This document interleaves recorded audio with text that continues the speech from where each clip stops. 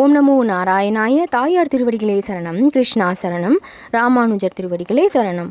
பூமண்ணு மாது பொருந்திய மார்பன் புகழ்மழிந்த பாமண்ணு மாறன் அடிபணிந்து உயர்ந்தவன் பல்கலையோர் தாமண்ண வந்த ராமானுசன் சரணாரவிந்தம் நாமண்ணி வாழ நெஞ்சே சொல்லுவோம். யாதவ பிரகாசர் ராமானுஜருக்கு சீடனாவது எவ்வாறு என்று குழம்பிக் கொண்டிருந்தார். அப்பொழுதே அவரது கனவில் ராமானுஜருக்கு சீடராவதே நன்மை என்று கூறவும், அது மட்டுமில்லாமல் திருக்கச்சி நம்பிகளும் அவ்வாறே உரைத்திருந்தார். யாதவர் மறுநாள் உணவு முடித்து கொண்டு திருமடத்திற்கு சென்றார். ராமானுஜரின் திருமேனியிலிருந்து தெய்வ ஒளி வீசுவதைக் கண்டு மெய் மறந்தார்.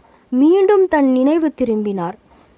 தம் சீடனாக இதுவரை இருந்து வந்த ராமானுஜரை தம் ஆசானாக வைத்து எவ்வாறு வழிபடுவது என்னும் மனமயக்கம் அவரை திக்குமுக்காட செய்தது.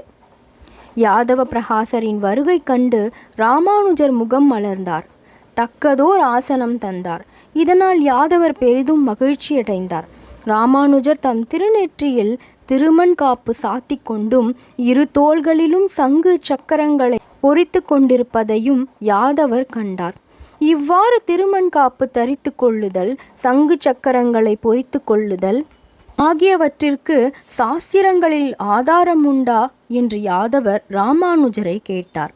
இக்கேள்விக்கு பதிலளிக்குமாறு நுண்ணறிவிற் சிறந்த கூரத்தாழ்வாருக்கு ராமானுஜர் கட்டளையிட்டார். யாதவர் கூரத்தாழ்வாரை பார்த்தார். கூரத்தாழ்வார் தெளிவாக விடை கூறினார். சாமவேதமே பிரமாணமாக கொள்ளத்தக்கதும் பெருமையிற் சிறந்ததும் ஆகும். வேதங்களில் நான் சாமவேதம் என்று பகவானே கீதையில் கூறியுள்ளார். ஆனால் சாமவேதத்தில் கூறப்பட்டுள்ளதையே முதலாவதான மேற்கோளாக கூற முற்படுகிறேன். சங்கு சக்கரங்களை பொறித்து கொள்வது குறித்து சாமவேதம் கூறுவதாவது, சம்சாரமாகிய சாகரத்தை தாண்ட உத்தமமானவர்கள் திருமாலின் திருச்சின்னங்களாகிய சங்கு சக்கரங்களை தம் தோள்களின் மீது பொறித்து கொள்கின்றனர். சிலர் இத்திருச்சின்னங்களை தம் அங்கங்களெங்கும் தரித்து கொள்கின்றனர். அக்னியில் சிவக்க காய்ச்ச பெற்ற செப்புத்தகடில் பொறிக்கப்பட்ட சங்கு சக்கரம் முத்திரையை 2 தோள்களிலும் தரிக்க பெற்றவர் பிரம்ம ரகசியம் பெற்று பிரம்மலோகத்தில் வாழ்வார். நெற்றியில் திருமண் சாத்திக் கொள்வது, அதாவது வெள்ளையாக இருப்பது, பகவானது 2 திருவடிகளையும் குறிக்கும். இடையில் சிகப்பாக இட்டுக்கொள்வது ஸ்ரீசூரணம், இது மகாலட்சுமியை குறிக்கிறது.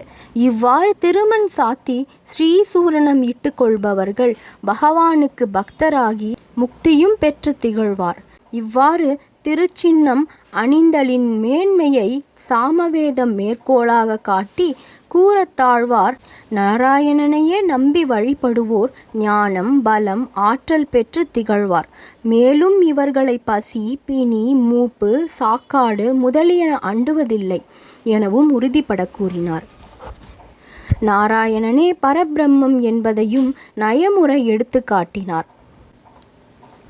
நாராயணக பரபிரம்ம தத்துவ நாராயணக பரம் நாராயண ஏவதகும் சர்வம் நிஷ்கலங்கோ நிரஞ்சனோ நிர்வகல்போ நிராக்யாதக சுக்தோ தேவோ ஏகோ நாராயணக ஏகே ஹவை நாராயண ஆசித் நப்ரம்மா நோசபானக நஹிமே இத்யாவ பிருத்திவி நஷித்ராணி நபோ நாக்நீர் நயமோ நசூரிய இதி.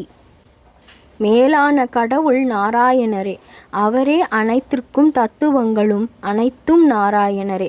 அவர் கலங்கமற்றவர், மாற்றலற்றவர், நாமமற்றவர், பரிசுத்தமானவர், ஒளிவடிவானவர், அனைத்துக்கும் ஒளி தருபவர் அவரே. ஆதிமூர்த்தி நாராயணர் மட்டுமே. இப்போது நான்முகனோ சிவனோ மண், விண், மின், நீர், நெருப்பு, சூரியன், சந்திரன் என்று எந்த தேவரும் அப்போது இருந்ததில்லை. இவ்வாறு வைணவ சமயத்தின் திருச்சின்னங்கள் வழிபடும் நாராயணன் பெருமை அனைத்துக்கும் பல்வேறு மேற்கோள்களை வேத புராண இதிகாசங்களிலிருந்தும் எடுத்து காட்டி விளக்கினார்.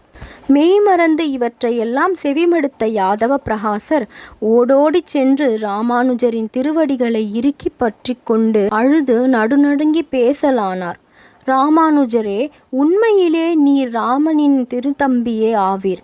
அஞ்ஞானத்தில் முழுகி நான் செய்த தவறுகளை எல்லாம் மன்னித்தருள்வீராக. பிறவி பெருங்கடல் தன்னை தாண்ட தோணியாக தாங்களே இருந்து என்னை கடைத்தேற்றல் வேண்டும். உம்மையே சரண் என்று புகுந்து விட்டேன் என்று தழுதழுக்க கூறியவாறே பணிந்த தம் குருவாகிய யாதவ பிரகாசரை தூக்கி நிறுத்தி மார்புற தழுவி அவருடைய மனதை அமைதிப்படுத்தினார். பின்னர் யாதவ பிரகாசர் ராமானுஜரிடம் சந்நியாசம் பெற்று கிருத்தார்த்தர் ஆனார். திருமண் காப்பு தரித்து கொண்டு பஞ்ச சம்ஸ்காரங்களால் தூய்மையாக பெற்று கோவிந்தஜீயர் எனும் தாஸ்யநாமமும் பெற்றார். மகானுபாவரே, தற்போது மனமாசகன்று பளிங்கு போல் காணப்படுகிறீர். சந்நியாசியின் கடமை என்பது பற்றி நூல் இயற்றுக, மனம் சாந்தி பெறும் என்று யதிராஜர் கூறினார். சில காலத்துக்கு பின்னர் யதி தர்ம சமுச்சயம் எனும் நூலை இயற்றி யாதவ பிரகாசர் ராமானுஜரின் திருவடிகளில் சமர்ப்பித்தார். அப்போது யாதவருக்கு வயது 80. குருவுக்கு குருவாக விளங்கிய யதிராசரின் புகழ் மேலும் பரவலாயிற்று. ஆளவந்தாரை சிந்தித்தும் பேரருளாள பெருமானை தியானித்தும் காஞ்சி அனந்த புஷ்கரணியில் மூழ்கி துறக்கத் தகுந்தவற்றை எல்லாம் துறந்து விட்டேன் என்று மும்முறை கூறி காவியுடை தரித்து முக்கோல் ஏந்தி முகப்பொலிவுடன் விளங்கி யதிராசரின் துறவு கோலத்தில் மயங்கி நாள்தோறும் அடியவர்கள் யதிராசரின் திருவடிகளில் விழுந்து வணங்கி அவர் அருள் பெற்று வந்தனர். முதலியாண்டானும் கூறத்தாழ்வாரும் யதிராசரிடம் பஞ்சசம்ஸ்காரம் அருளப் பெற்றதுடன் வடமொழி தென்மொழி சாஸ்திரங்களில் அரும்பெருமைகளையும் அடியவர் கூட்டத்துடன் நாள்தோறும் கேட்டு வந்தனர். இந்த கோஷ்டியில் இருந்து மகிழ தம்பி கோவிந்தர் இல்லையே என்று யதிராசர் மனம் வருந்தினார்.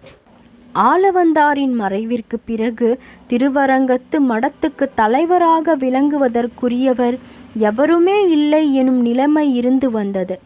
பெரிய நம்பிகள், திருவரங்கத்து பெருமாளரையர் முதலான கற்றறிந்த மேதாவிகளான சீடர்களும் தலைமை பதவிக்கு தக்கவராயிருப்பினும் தங்கள் மனதில் வீற்றிருக்கும் குருவாகிய ஆளவந்தாரை நினைத்து உருக முடிந்ததே தவிர தலைமை பொறுப்பேற்க யாருக்கும் மனம் வரவில்லை. இந்நிலையில் இவர்களுக்கு யதிராசரின் நினைவு வந்தது. யதிராசரை பற்றி அடிக்கடி தங்கள் குருவாக விளங்கிய ஆளவந்தார் புகழ்ந்து கூறுவதை எண்ணலாயினர். அவதார புருஷர் என்று ஆளவந்தாராலேயே மதிக்கப்பட்ட யதிராஜரை அழைத்து வருவதற்கென்று திருவரங்க மடத்திலுள்ளோர் அனைவரும் ஒருமனதாகவே முடிவெடுத்தனர். அதுவரை ராமானுஜரின் திருவருள் வளரட்டும். ஓம் நமோ நாராயணாய. தாயார் திருவடிகளே சரணம். கிருஷ்ணா சரணம். ராமானுஜர் திருவடிகளே சரணம். இந்த காணொளியை கண்டமைக்கு மிக்க நன்றி. தவறாமல் லைக், ஷேர், கமெண்ட் மற்றும் சப்ஸ்கிரைப் செய்யுங்கள். ஓம் நமோ நாராயணாய.